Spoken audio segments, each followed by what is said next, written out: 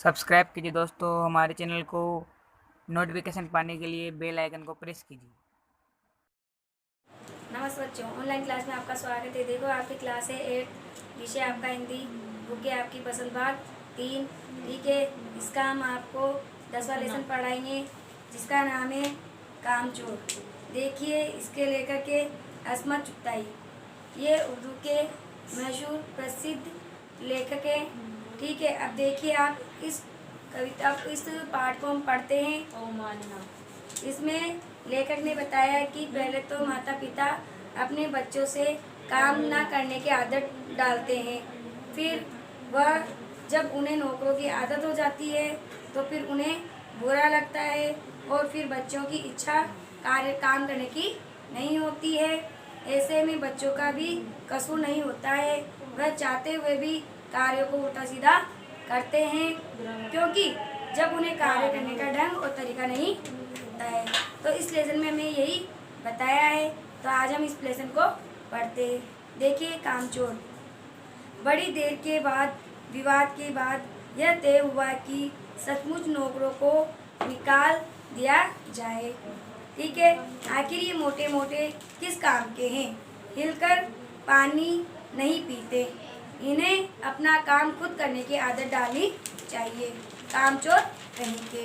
यहाँ बच्चों के लिए कहा जा रहा है कि बहुत देर तक वाद विवाद माने झगड़ा होने के बाद उन्होंने तय किया कि सचमुच नौकरों को काम से निकाल देना चाहिए। ये जो बड़े बड़े बच्चे हैं ये किस काम के, जो अपना काम स्वयं भी नहीं करते हैं। देखो आगे इसके बाद, तुम लोग कुछ नहीं इतने सारे हो और सारा दिन उधम मचाने के सिवा और कुछ काम नहीं है। उधम माने मस्ती, शोर शराबा। तो तुम लोग कुछ नहीं हो, इतने सारे हो, दिन भर मस्ती शरारत करते हो, इसके सिवा आपका कोई काम नहीं है। और सचमुच हमें ख्याल आया कि हम आखिर काम क्यों नहीं करते।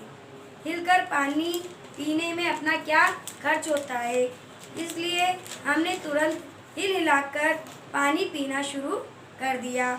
हिलने में धक्के भी लग जाते हैं और हम किसी के दबेल तो थे ही नहीं, कोई धक्का दे तो सहा भी ना जाए। लीजिए, पानी के मटकों के पास ही घमासान युद्ध हो गया। सुराहियां उधर लुढ़की, मटके इधर गए, कपड़े भीगे सो अलग। यह भला काम करेंगे? अम्मा ने निश्चय किया। करेंगे कैसे नहीं?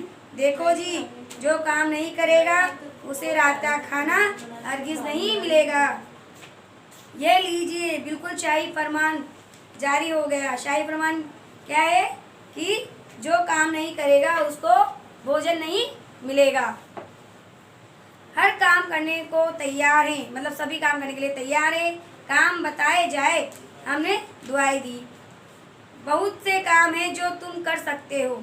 मिसाल के लिए, यह दरी कितनी मैली हो गई है, आंगन में कितना कूड़ा पड़ा है, यानी कितना कचरा पड़ा हुआ है, पेड़ों में पानी देना है।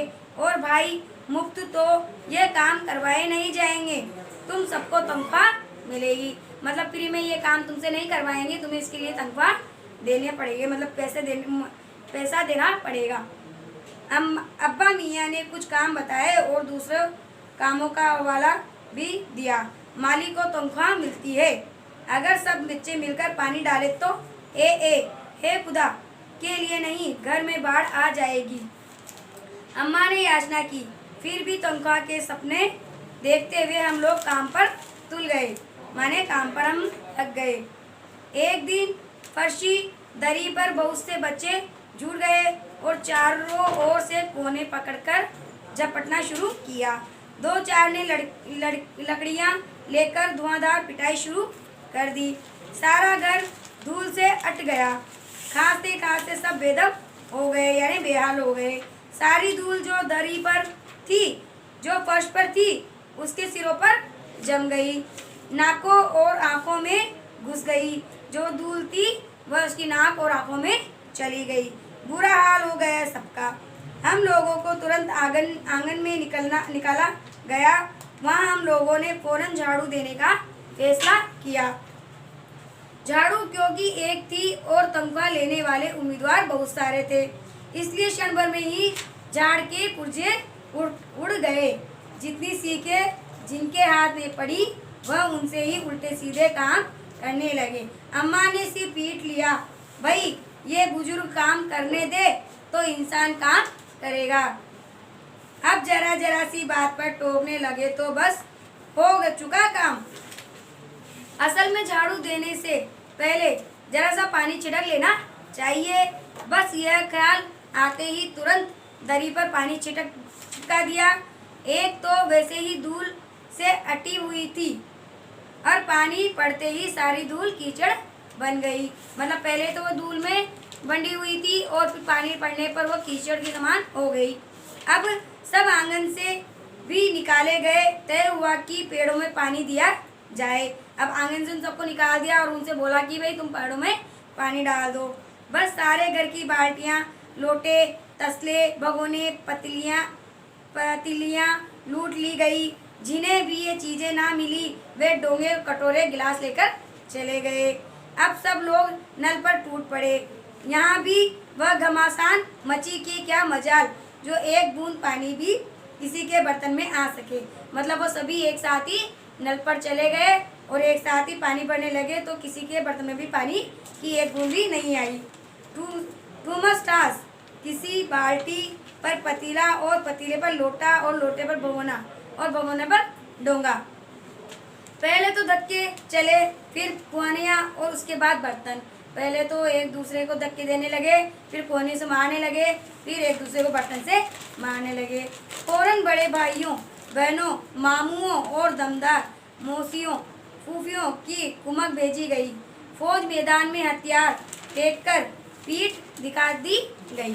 अब इसके आगे देखिए आप, इस धीमा गुश्ती में कुछ बच्चे कीचड़ में लथपथ हो गए। यानी इस जो लड़ाई में थे सभी बच्चे, हो जो कुछ बच्चे तो कीचड़ में लथपथ हो गए, जिन्हें नहलाकर बदलवाने के लिए नौकरों की वर्तमान संख्या काफ़ी नहीं थी। पास के बगलों में नौकर आए और 4 आना प्रति बच्चे के हिसाब से नहलाया गया। अब हम लोग कायल हो गए कि सचमुच यह सफाई का काम आप अपने बस की बात नहीं है और ना पेड़ों की देखभाल हमसे हो सकती है। कम से कम मुर्गियां ही बंद कर दे। मतलब जो काम तो हम नहीं कर सके, लेकिन अब मुर्गियों को तो हम बंद कर ही सकते हैं। बस शाम से ही जो बांस छड़ी हाथ पड़ी लेकर मुर्गियों को हाँकने लगे, चल दबड़े चल। पर साहब मुर्गियों को भी किसी ने हमारे विरुद्ध भड़का दिया। ऊँट पटाग इधर उधर कूदने लगी। मतलब वो जो मुर्गियाँ थी वो भी इधर उधर भागने लगी। 2 मुर्गियाँ खीर के प्यालों से जिन पर आया चांदी के वर्क लगा रही थी, दौड़ती पड़पड़ाती हुई निकल गई। तूफान गुजरने के बाद पता चला कि प्याले खाली हैं और सारी खीर दीदी के कामदानी के दुपट्टे पर ताजे धुले सिर पर लगी हुई थी। मतलब वो जो दीदी थी उसके दुपट्टे पर सारी खीर गिर गई और उसके सिर पर एक बड़ा सा मुर्गा अम्मा के खुले हुए पानदान में कूद पड़ा। जो अम्मा का जो पानदान था वो खुला हुआ था, उसमें कूद पड़ा और कत्ते चूने में लुथड़े हुए पंजे लेकर नानी अम्मा की सफ़ेद हुई दूध जैसी चादर पर छापे मारता हुआ निकल गया। ठीक है। एक मुर्गी दाल की पतीली में छपाक मारकर भागी और सीधी जाकर मोरी में इस तेजी से फिसली कि सारी कीचड़ मौसी जी के मुंह पर पड़ी, जो बैठी हुई थी हाथ मुंह धोकर मौसी जी बैठी हुई थी। तो एक मुर्गी सीधी जाकर दाल में गिरी, फिर वहां से जाकर तेजी से कीचड़ में फिसल गई। फिर वही मुर्गी मौसी जी के ऊपर जाकर कूद गई। इधर सारी मुर्गियां बेनेकल का ऊंट बनी चारों तरफ दौड़ रही थी। इधर सारी मुर्गियां इधर उधर दौड़ने लगी। एक भी दबड़े में जाने को राजी नहीं थी। एक भी उनके जो पिंजरा था वो दबड़ा था उसमें जाने को तैयार नहीं थी। इधर किसी को सूझी भी जो भेड़ें आई हुई हैं लगे हाथों उन्हें भी दाना खिला दिया जाए। मतलब जो भेड़ आई थी उनको भी लगे हाथी दाना यानी उनका भोजन करा दिया जाए। दिन भर की भूख भेड़े दाने का सूप देखकर जो सबकी सब झपटी तो कर जाना ही कठिन हो गया। लष्टम पष्टम यानी जैसे तैसे, लष्टम पष्टम का मतलब होता है जैसे तैसे। तख्तों पर चढ़ गई पर भेड़ चाल मशहूर है, उनकी नज़र तो बस दाने के सूप पर ही जमी हुई थी। पलंगों को पलांगती, बर्तन लुढ़काती, साथ साथ सभी चढ़ गई। तख्त पर बानी दीदी का दुपट्टा फैला हुआ था, जिस पर गोखरी, चंपा और सलमा सितारे रखकर बड़ी दीदी मुगलानी बुआ को कुछ बता रही थी। भेड़ें बहुत निसंकोच सबको रोनती हुई मेंगनों का छिड़काव करती हुई, मींगनों का है ना, छिड़काव करती हुई दौड़ गई। ठीक है, ये आज का लेसन हम यही समाप्त करते हैं। इसके आगे का हम अगली क्लास में